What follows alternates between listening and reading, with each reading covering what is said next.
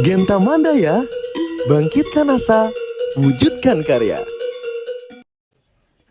Halo orang tua di rumah, selamat siang. Apa kabarnya?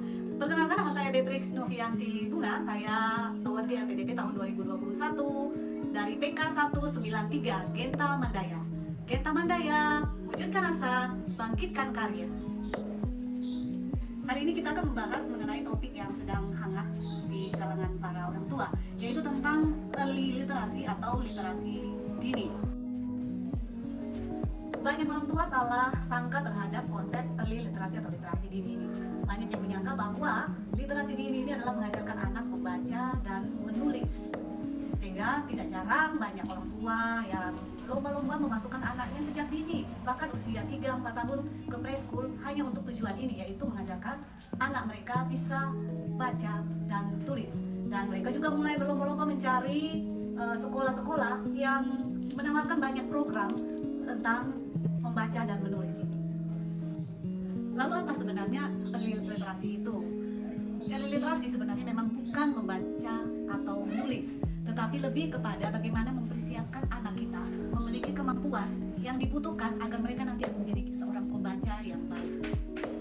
Ada 3 hal atau 3 kemampuan yang perlu dimiliki oleh anak usia dini kita terkait dengan early literasi ini.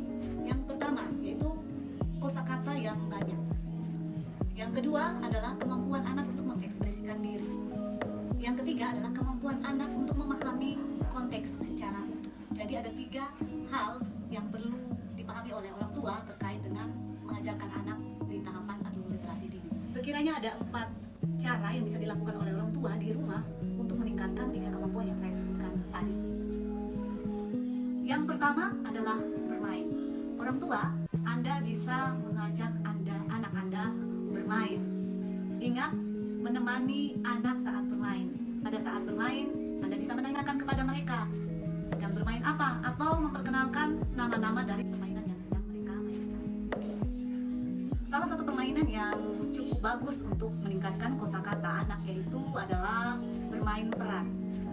Orang tua bisa menyiapkan macam-macam atau jenis-jenis permainan peran di rumah dan bermain bersama anak-anak. Karena pada saat anak Anda bermain peran dengan Anda, anak bisa memahami banyak hal, terutama mengekspresikan diri mereka tentang apa yang sedang mereka lakukan, apa yang sedang mereka rasakan ketika mereka sedang bermain peran. Yang kedua adalah bernyanyi. Bernyanyi dapat meningkatkan kemampuan kosakata anak dan juga mereka bisa mengenal konsep yang baru lewat nyanyian. Nah, pada saat anak memiliki banyak kosakata baru dan memahami konsep yang baru, anak akan mudah membunyikannya pada saat mereka akan menemukan kata tersebut dalam bacaan yang mereka akan baca. Yang ketiga adalah membacakan buku untuk anak-anak. Ingat orang tua, sediakan waktu minimal sehari sekali untuk membacakan buku bagi anak-anak Anda.